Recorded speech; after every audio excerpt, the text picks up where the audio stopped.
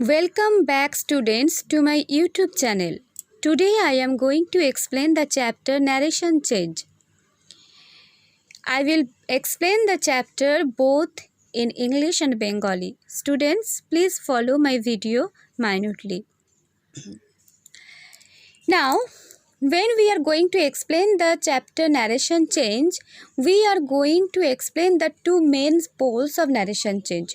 What are the two main poles of narration change? They are direct speech and indirect speech.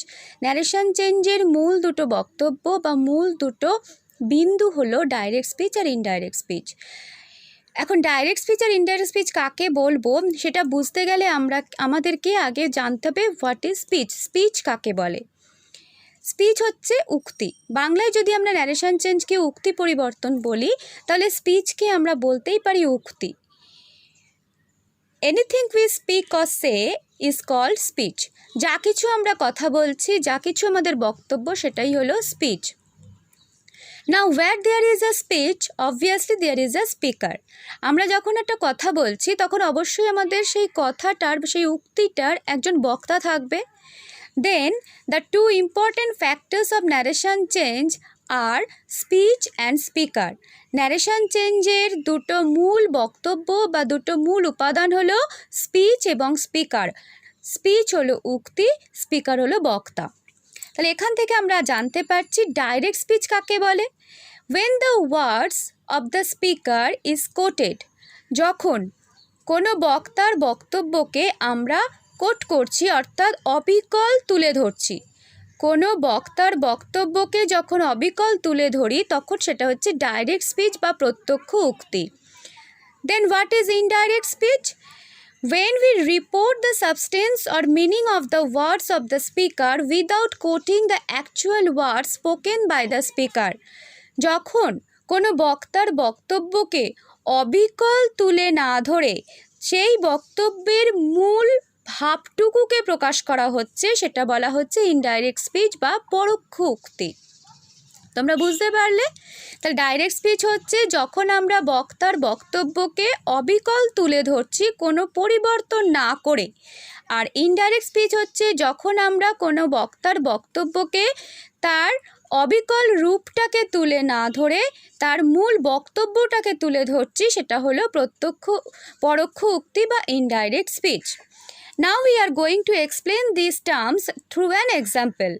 Look at the example. The man said, I am ill. দেখো, মানুষটি বলল I am ill, আমি অসুস্থ। এখানে দেখো বক্তার বক্তব্য, বক্তা এখানে ম্যান, তার বক্তব্য I am ill, আমরা অবিকল তুলে ধরছি, তাই এটা ডাইরেক্ট স্পিচ। এবং এটাকে অবিকল তুলে ধরছি তার প্রমাণ হচ্ছে এটা একটা ইনভার্টেড কমার মধ্যে রয়েছে। The main speech of the man I am ill is in inverted comma, so it is a direct speech. এবার আমরা এটার ইনডাইরেক্ট স্পিচে বলছি, পরোক্ষ উক্তিতে বলছি the man said that he was ill, মানুষটি বলল যে তিনি অসুস্থ ছিলেন। দেখো I am ill, এই তার বক্তব্যটাকে আমরা নিজেদের মতো করে বললাম he was ill, তিনি অসুস্থ ছিলেন। This is the example of direct speech and indirect speech. Now, what are the different parts of a direct speech? এই যে the man said I am ill, the man said I am ill, এই অংশটা, এটা যদি direct speech হয় তাহলে এই direct স্পিচের বিভিন্ন অংশ আছে, ডিফারেন্ট পার্টস আছে। Now we are going to know the different parts of a direct speech. The man said I am ill. This is the direct speech. The main two parts of direct speech are the reporting speech and reported speech. The reporting speech and the reported speech. The part which is before the comma, the part which is before the comma is reporting speech, and the part which is inside the inverted comma is reported speech. Look at the sentence carefully. The man said I am ill. The man said this portion is before the comma. The man said এই অংশটা আমরা কমার আগে পাচ্ছি। This is called reporting speech. And I am ill, this part is inside the inverted comma and this is called reported speech. দেখো inverted comma এবং কমার আগের অংশটাকে আমরা বলছি রিপোর্টেড স্পিচ এবং ইনভার্টেড কমার এই ভেতরের অংশটাকে আমরা বলছি রিপোর্টেড স্পিচ। দেয়ারফোর রিপোর্টিং স্পিচের যে ভার্ব এই সেট, এটা রিপোর্টিং ভার্ব, আর রিপোর্টেড স্পিচের যে ভার্ব এই অ্যাম, এটা রিপোর্টেড ভার্ব। দ্য ম্যান, এই ভদ্রলোক এখানে বক্তা, তাহলে এখানে দ্য ম্যান হচ্ছে স্পিকার। তাহলে আমরা দেখো একটা ডাইরেক্ট স্পিচের দুটো অংশ পাচ্ছি, reporting speech, reported speech.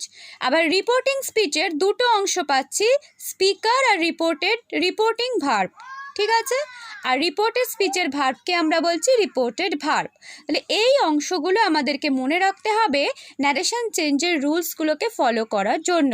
This are the very important parts of a direct speech we should remember to follow the rules of the narration change.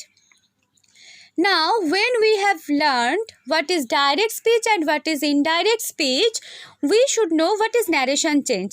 আমরা এতক্ষণে জেনে গেছি ডাইরেক্ট স্পিচ কাকে বলে, ইনডাইরেক্ট স্পিচ কাকে বলে। তাহলে ন্যারেশন চেঞ্জ কাকে বলে? The rules which we use to change direct speech to indirect speech and vice versa are narration change.